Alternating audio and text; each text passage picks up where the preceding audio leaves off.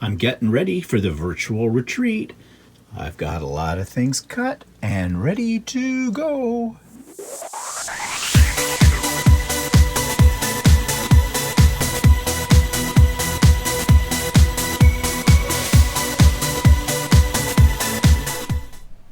Good morning, everybody. It's Stephen here for Bland Designs, and welcome to my weekly vlog for Monday, May the 4th, 2020. May the 4th be with you. Had to be said. And it's vlog number 166, and pardon my hair. Yep, I've got a COVID hairdo. I have not yet got enough nerve to try and cut my own hair because I think it'll be worse than what it is now. But, you know, I usually get my hair cut every 3 weeks, and I have not had my hair cut now since I think the first week in March, might have been even the last week in February. Actually, I think it was in February. So this is quite a long time for me, and it's all out of shape and everything else, but I do have sort of sideburns, which I can't usually grow, and I'm still not growing, it's just that the hair's long. Anyways, first world pandemic problems, I guess. Okay, so what are we going to talk about today? The thing behind me. Now, you've already seen this in part last week. You saw the center part last week that I got done. That's an applique. Actually, not an applique. It's a paper piecing technique that you use. I'm really pleased with the way it turned out, so I turned it all into a complete quilt. Now, I haven't got the backing on it yet, and of course, I haven't done any quilting on it yet. But that's the next stage of this. So this goes into my pile of UFOs, which stands for unfinished objects. But I'm really happy with it. I like the colors in it. And the design beyond the rooster is my own design. And of course, you know what I call this, don't you? The cock block quilt. Do with that what you will. Okay? little pandemic humor, I guess we'll call that. So I am also working on another quilt. Now, I was at a retreat this weekend. Well, sort of. It was a virtual retreat with the Quilters Way. It's the paid membership group that I belong to. You've heard me talk about it before. For something different, the owner of that, Kim, decided to organize and conduct a virtual retreat using Zoom. And it was a lot of fun. I think next time we do it, I kind of made the suggestion that maybe we have more time where we're actually sitting on Zoom and able to see the other people in the retreat and talk to them. We didn't do that much this time. Kim did have some special guest speakers come on at certain times in the day. She'd given us a schedule of when it would go back on air. But that was great. It was all great. But it's the first one she's ever organized, so you know, you never know what to do or what to expect. And I think it was very, very well done. And yeah, next time, maybe we'll have a little bit more time so we can see the other people in the retreat using Zoom and chat with them live. What we did this time was we were basically all on mute, both video and microphones, and we listened to the speaker. And we could chat by typing in, but it was a little awkward because you're trying to sew, and then in my case, my computer is not situated very conveniently close to my sewing machine, so it meant that I would physically have to get up if I wanted to write a message and type it in. And you don't want to interrupt your flow. So it would be easier if we could just, you know, chat live, see the people, and that would work. So that's not really a major criticism or anything like that. No, because I think she did a really fantastic job. It takes a lot of work and a lot of planning for that, and I think it was very, very good. But she did ask for suggestions, so that was my suggestion. And a couple of other people concurred with that as well. But anyways, it was great. And so what did I work on? Well, I started a brand new quilt. I had seen this on one of the Facebook groups I belong to. I think it was Quilting Dudes or something like that. I belong to a couple of quilting sites that are strictly for men, and one guy had this quilt up and I really liked it, asked him what the pattern was, found the pattern online, bought it, downloaded it, started it. Didn't really think about how many half square triangles I would have to make, so I made over 300 half square triangles on the weekend. And all you're going to see are squares because these half square triangles get made into blocks that look like this. And it's a variety of colors. You used a jelly roll, which is 2.5-inch strips. So it's, in a sense, it's kind of scrappy because the color combination, although they all coordinate with each other because they came from one jelly strip roll, it's, you know, it looks more like, you know, you've picked colors at random kind of a thing. So you had to make a bunch of these. I had to make, I think it was 100 of these. Okay, and you can see these are half square triangles. This little single block here with the color and then the white, and that's what I had to make 200 of those. And then I had to make another 100 of these as well. So now I'm at the stage where all of this can be, start assembling it into larger blocks. So we'll see how that looks when I get it all done. But anyways, that's what I worked on all weekend long. And the weather was really nice this weekend, especially yesterday was a beautiful day. Walter was outside raking up the bunny poop in the backyard. I call it raking up the bunny poop because we do have bunnies back there. Not by our choice, that's just where they live. And because we back onto a forest. And of course he was raking up, you know, the dead grass and, you know, winter debris and that kind of thing. But, you know, it's like doing something that's normal, except you're only doing it in your yard because we're still all, you know, practicing social distancing and quarantining and, you know, what do they call it? I call it self-isolation, but I've now hear people, shelter in place. Shelter in place, that's the term I'm hearing a lot of people using these days. So we're still doing that. The government is talking about slowly reopening a few key businesses. I think today our provincial government has decided they will open gardening centers. I have mixed feelings about that, and yesterday on Stephen and Walter Live we did talk about this.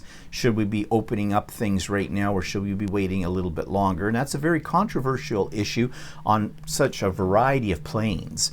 Really, my thoughts are I think it's too soon. As much as it would be nice if things opened up again and we could get back to normal, I don't think we're ever going to have normal again, not the way we knew it. It's a new world. And let's just err on the side of caution, I think, right now. I think that would be the best way to go. I mean, apparently in China they're having a second wave. They opened too soon. And history has taught us this from the Spanish flu. Same thing happened there in 1918, 1919. That same sort of thing. So, you know, I think we should be cautious. But whatever, when the weather's nice, it's, you know, you don't feel like being cautious. We have to persevere. Okay, let's move on away from that.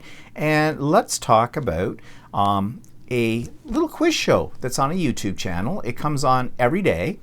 And at the end of the week, I think they do a compilation. It's by a British comedian called Jimmy Carr. And it's Trivial Pursuit sort of kind of game, but the questions are hard. But having said that, it's very entertaining. So check my review of this YouTube channel out. If you're looking for some entertainment that is intellectually stimulating, then I suggest you check out the YouTube channel by Jimmy Carr called The Tiny Little Quiz of the Lockdown. Every day he puts up a new quiz, which is quite challenging actually. It's like Trivial Pursuit on steroids. And then later in the day, he gives you the answers.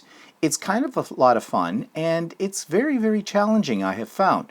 Now, because Jimmy Carr is a comedian, there is a certain amount of humor with this, but also he's a British comedian. So some of the questions tend to be very British-oriented, which makes it even more difficult. But it's an amusing little time waster, and at the end of every week, he has a complete compilation of all of the quizzes with the answers. So if you don't want to do it every day, you want something a little different to do on the weekend, then check it out then. So that's The Tiny Little Quiz of the Lockdown by Jimmy Carr. And as usual, the links for that YouTube channel are in the show notes below. The link to Stephen and Walter, and I've already kind of hinted at what we got talking about.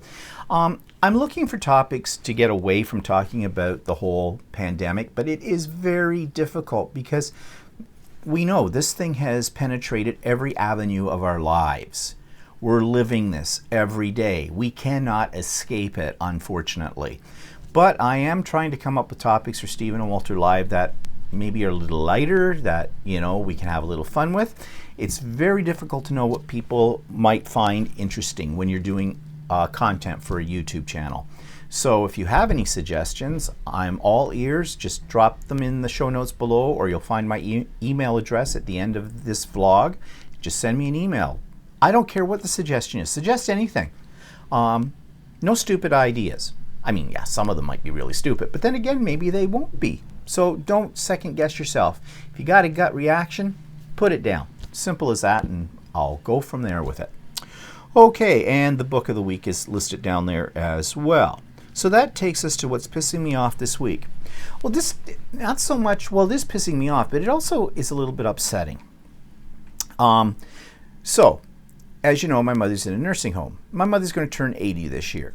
That's fine. In this day and age, 80's not all that old.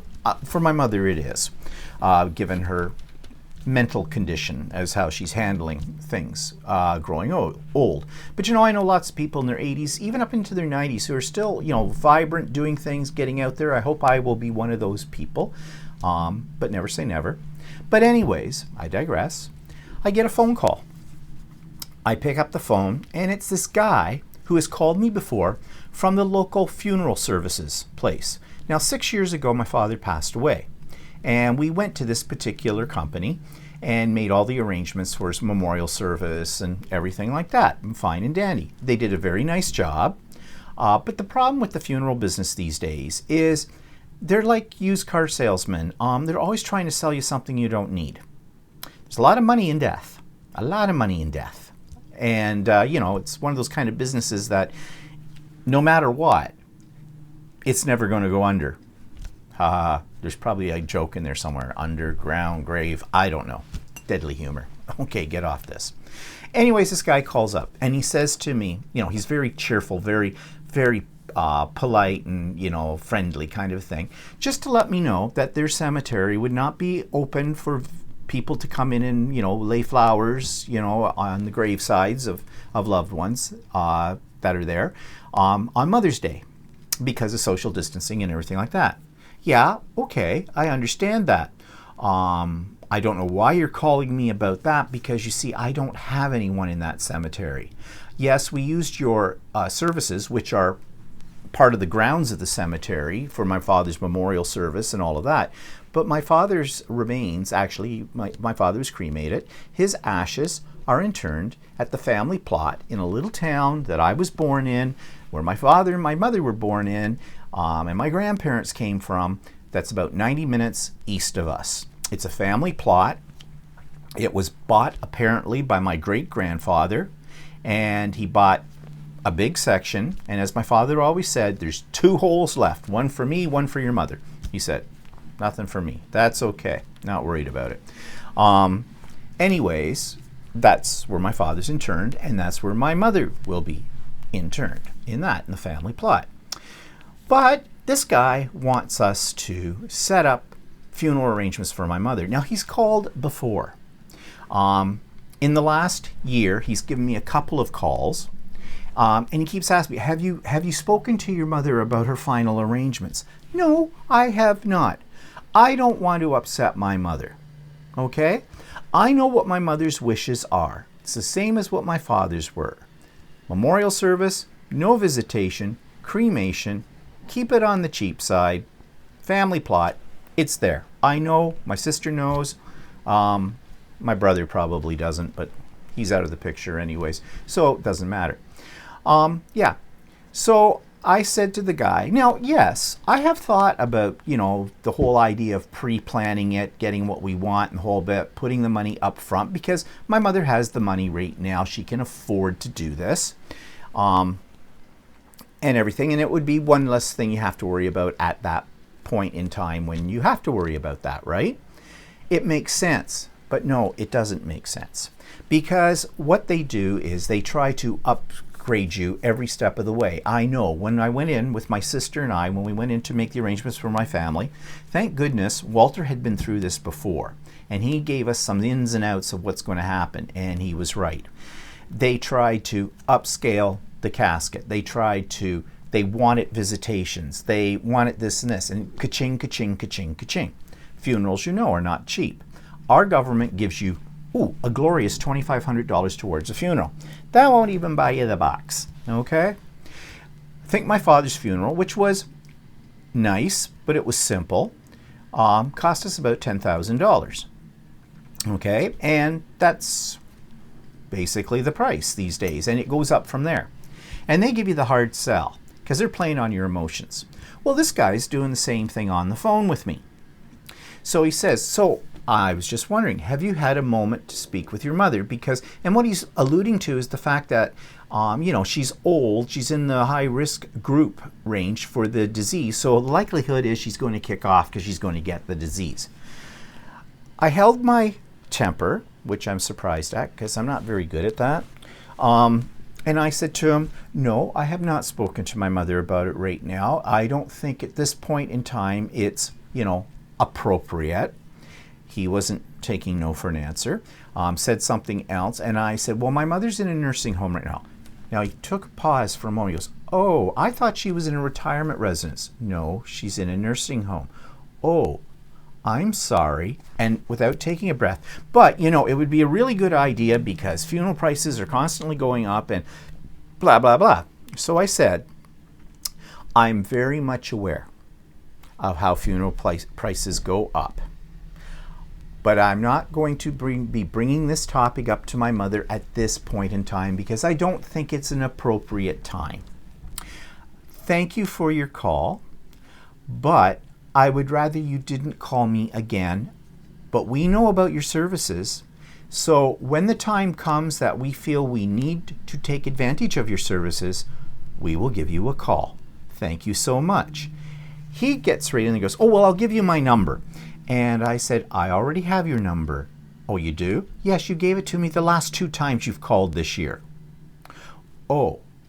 So I took advantage of his little pause at that point and said, so anyways, as I was saying, we'll give you a call when we feel that it's right time for using your services. Thank you so much for your call. You have a good day. Drop dead goodbye. I didn't say the drop dead part, but I was thinking it. Okay. If he calls again in a few months' time or a few weeks' time or something, I'm not going to be as nice. I think I got my message across to him, but you know, they all work on commission, just like used car salesmen. Same thing. So if he calls the next time, I'm simply going to say to him, okay, like I thought I made it very clear that I did not want you to call me again, that we would be in touch when we felt we needed your services. But seeing as how you didn't get that idea across, let me put it in ways you're going to understand. I do not want to hear from you again for any reason. If I hear from you again, you can rest assured that when time does come and I have to make arrangements for my mother, it will not be with your services. And there's quite a few different services in our area out there to pick from. They're kind of competitive. So, yeah. I hope it doesn't come to that because I don't like being nasty. I mean, I know he's just doing sort of his job, but on the other hand, really, is funeral business that bad these days? I would think it's probably pretty good these days, unfortunately. So, you know, I put in the header of this vlog today, let me die in peace. Yeah. The one time in your life when you can be in complete peace is probably the day you die. Right? Kind of morbid thought, but yeah. So I don't need these kind of people going after me.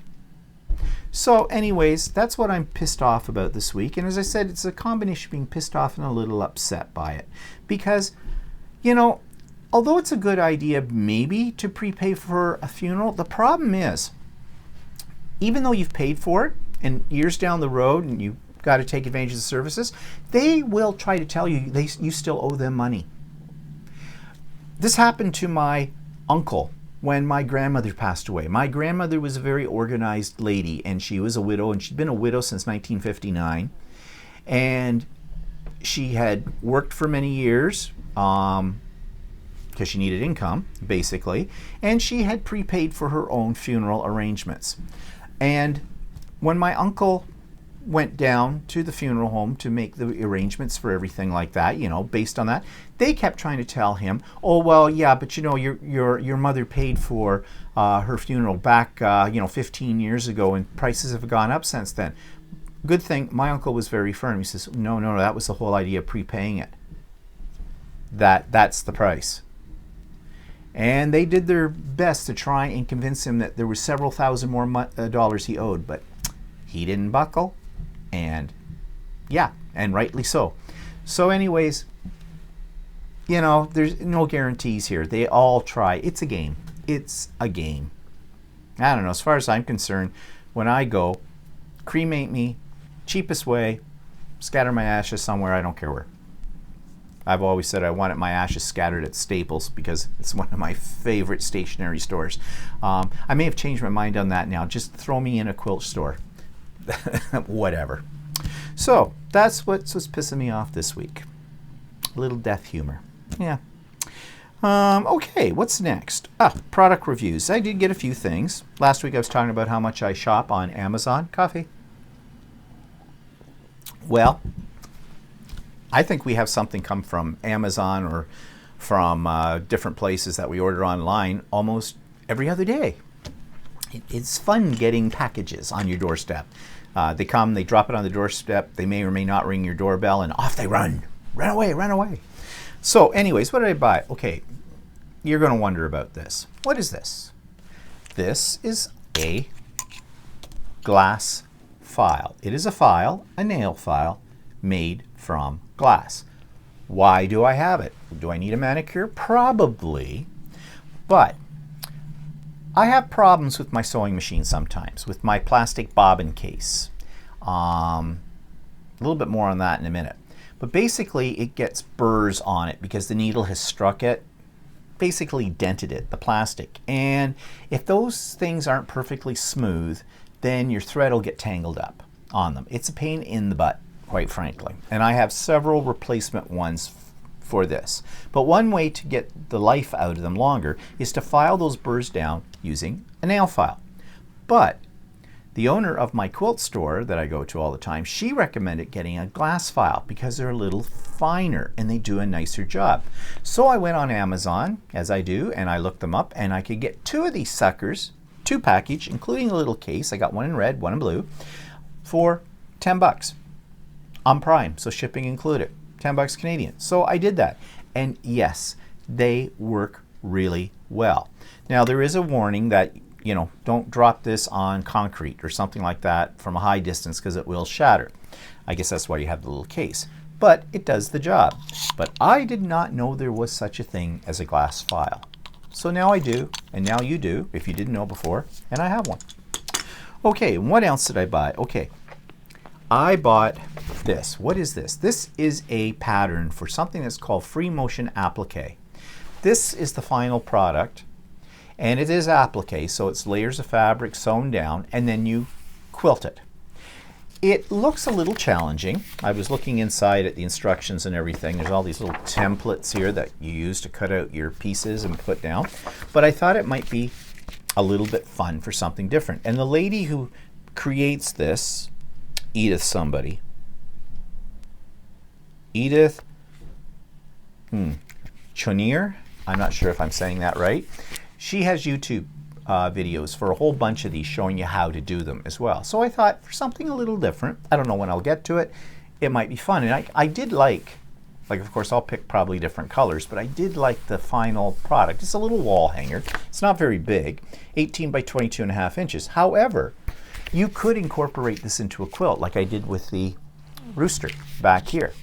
So we'll see. I don't know if I'll ever get to it or not, but I have it. It wasn't expensive. It was like $11 or something to buy it online. Okay, so that's about all that I bought that's new. I'm just checking my list here to see. Yep, that's it. That's all I bought. I'm getting a little low on fabric, and that's a worry. Now, I can go, and my quilting store, as you know, does curbside pickups. And she has said, you know, just send me a picture of what you're working on, and if you need fabric, and she said she'd make some suggestions. I think she'll send you the pictures back. I don't really think she'll be that organized to be able to do that, because she's getting an awful lot of business to sort out through this curbside thing. So fabric is something you really need to see to buy. But there are websites that sell fabric and show you what the fabric looks like.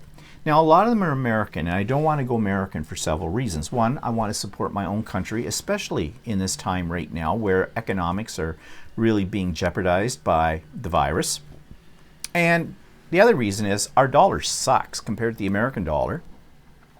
So, you know, something that might cost let's say something at $10 costs us about $15 or $16 right now. Well, maybe not quite that much, but 14 anyways. It's like about $1.45 Canadian dollar to the American dollar. So one American dollar costs us around $1.40 something. So yeah, it adds up. Plus you've got the shipping. And, you know, American companies have free shipping if it's within the States, but outside of the States, they charge you an arm and a leg. And then there's the time delay for all of that.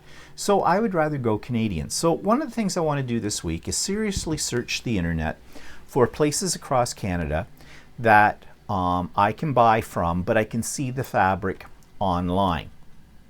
And then I'll go from there.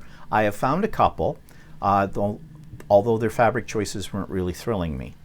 But it'll take a little while, so one day I may have to go on a little virtual shopping trip for fabric. Yeah, so sad, eh? So anyways, what else am I talking about here? Okay, so that's about it when it comes to things that are new. So let's talk about the book of the week. Now, this book is not for the uninitiated. This is more a book that if you're seriously into bookbinding, you might want as a reference book. Creative Bookbinding. This is professional bookbinding. It's very, very, very detailed. As you can see, a lot of text, a lot of diagrams, very professional looking, and it is. But it's kind of the Bible of bookbinding. If you are interested in bookbinding, if you're interested in the history of bookbinding, all kinds of different techniques and things, this is the book for you. But as I said, this is not for a novice. If you're just thinking, I want to make a little journal, don't bother putting your money into this. Now, this book, you would think this book would be very, very expensive. And, you know, I guess it's still in print.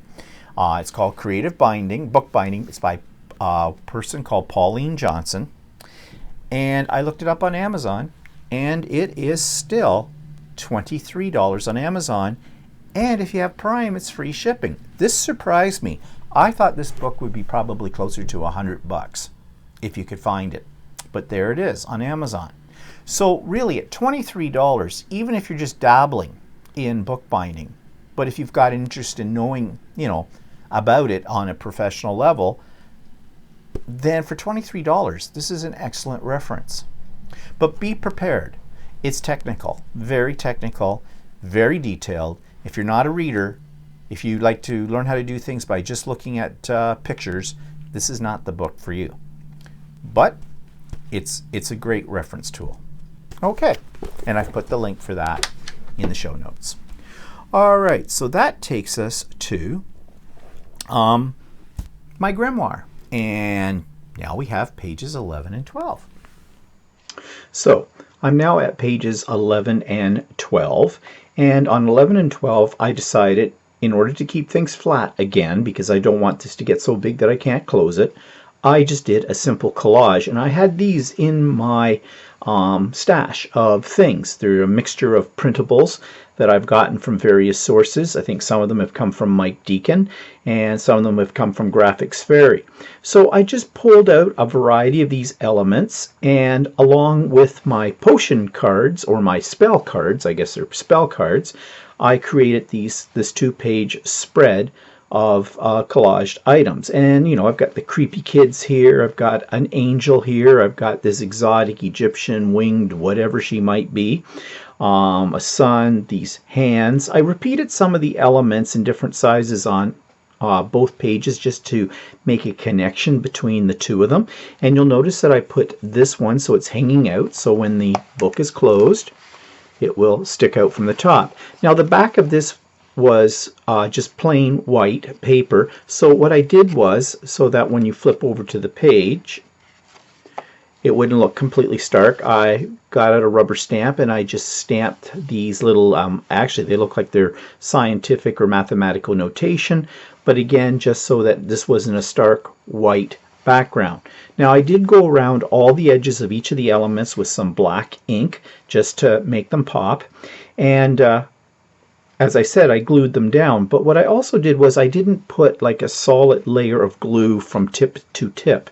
So some of these are lifting up a little bit from the edges of the page, and that's okay because that kind of gives it a 3D dimensional element without having to add any extra bulk, like by putting dimensional squares or pop dots or something like that underneath it.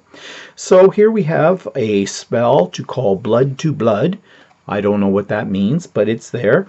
And another one for a flying potion, which I thought was kind of appropriate since I've got sets of wings on these pages. So there we have the next couple of pages here in the Grimoire, and it's coming along, I think, quite nicely. And next week we'll just carry on making the Grimoire, and I'm really happy with the way it's turning out. But there are many more pages to go, so be prepared. Now I'm trying to think of something like a little different that I can do in some of the pages. It's difficult because you want to put in 3D embellishments, but the book will get too thick and you can't close it, so you got to find a balance there, and I will. Okay, so events in the past week. Update on my mother, she is fine. Again, her nursing home does not have any cases of the virus, and I can never say too much about how much I appreciate the staff at that nursing home. They have kept my mother and the other residents very, very safe, and you know, it's not easy. It's definitely not easy. So, you know, I've been trying to think when this thing's all over what you could do for staff to show the appreciation, and you know, I don't know yet, but I'll come up with something. But anyways, another thing that the nursing home has done is they established a Facebook page, and we had to apply to become a member of it. It's a private Facebook page, and they're only allowing those people who have relatives and they are in direct, you know, they're in like me, I have the power of attorney. I look after everything for my mother, so I can be on the Facebook. But they basically are trying to share pictures of, you know, because we can't go in and visit them, onto the Facebook and talking about, you know, what they're doing day to day in there to keep everybody happy and healthy and that kind of thing, which I think is a great idea. My mother, on the other hand, didn't think it was such a great idea because I guess they came around to take their pictures, and her picture was on the Facebook, and my mother wasn't too pleased with the picture. Well, yeah, you know, if I didn't know that was my mother, I wouldn't know that was my mother. She desperately needs to get her hair done, but, you know, so do I. But we can't do anything about that. In fact, my mother's always had short hair for most of my life. And right now, my mother's hair is actually getting long. And, I'll just say it. All she needs is a broom and a pointy hat. That picture, I know that's bad to say, but really, you know, so I think the first thing we're going to do when all of this stuff gets lifted is get my mom a perm, okay, because she needs it, but we can't do anything about it right now. But anyways, it's nice that the nursing home is doing that. And I told my mother that. I says, Mom, they just want us to see you in, you know, so that we know you're okay. And I call my mother all the time, so I know how she's doing, and actually she's probably in better spirits, you know, than a lot of us out here in the real world. You know, I mean, a lot of the worry for her has been taking off her shoulders by the help. I mean, they're feeding them, they're helping them out with everything, you know. I know some people have removed their loved ones from nursing homes to look after them themselves. I can't do that.